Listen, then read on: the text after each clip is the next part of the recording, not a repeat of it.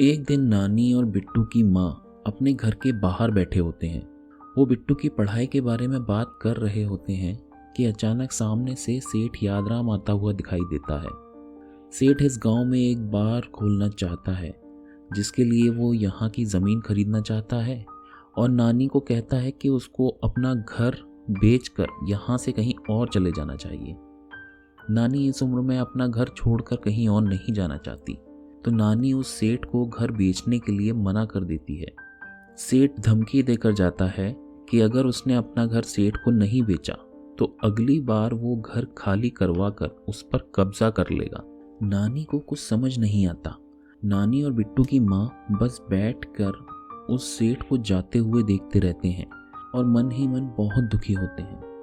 नानी ये बात अपनी पड़ोस की एक महिला को बताती है। वो कहती है कि इस उम्र में ये घर बेचकर आखिर जाएगी भी तो कहाँ, और ये घर उसके पति ने खरीदा था तो वो इस घर को बेचना नहीं चाहती।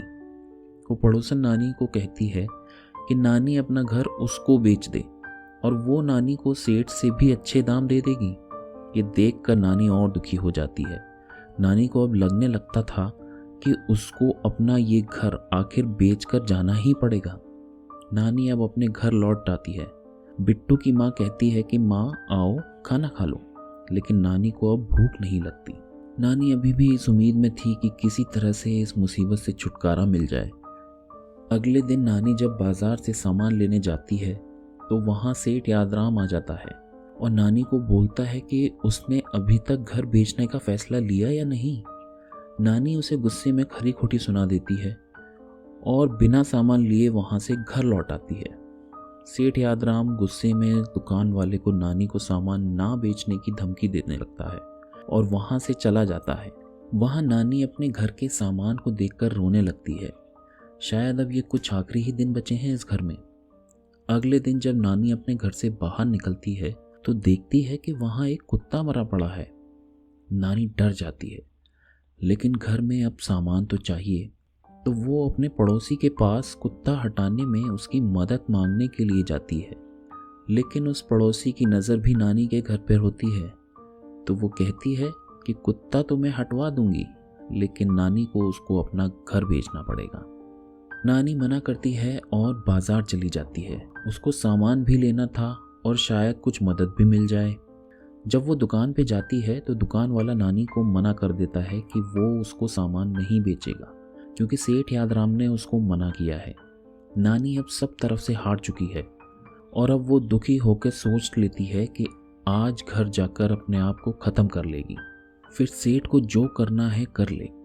वो ये सब सोचते हुए घर आ ही रही थी, वो देखती है कुत्ता तो वहाँ नहीं है, लेकिन सेठ वहीं नानी के आने का इंतज़ार कर रहा है। नानी अब अपने मन को और पक्का कर लेती है कि आज ही उसका आखिरी दिन है और बिना कुछ बोले अपने घर में जाने लगती है। तभी सेठ कहता है, नानी माँ मुझे माफ़ कर दो, जो मैंने आपको इतना परेशान किया। नानी पीछे सेठ को हैरानी से देखने लगती है।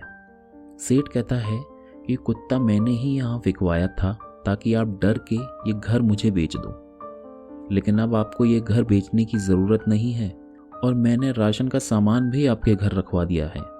वो नानी से माफ़ी मांगकर वहाँ से चला जाता है। नानी को कुछ समझ नहीं आता कि ये क्या हुआ। जब वो घर के अंदर जाती है तो देखती है कि बिट्टू घर पर ही है। वो अपने साथ एक दोस्त के पापा को लेकर आया होता है, जो कि एक पुलिस ऑफिसर हैं। वो नानी को बताते हैं कि परेशान मत हो, अब सेठ आपको परेशान नहीं करेगा, क्योंकि अब वो आपके पड़ोसी का घर खरीद रहा है और वहाँ पर वो बार नहीं खोलेगा बल्कि एक स्कूल खोलेगा। जब बिट्टू की माँ ने बिट्टू को ये खबर पहुँचाई तो बिट्टू ने अपने सभी दोस्तों से बात की, जिसमें से एक ने बोला कि मेरे पापा पुलिस में हैं और वो उनकी मदद कर सकते हैं।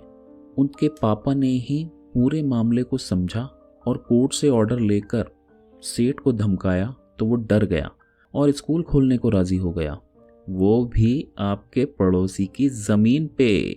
ये सुनकर नानी की आंखों में चमक आ जाती है और बिट्टू की समझदारी पे वो बहुत खुश होती है।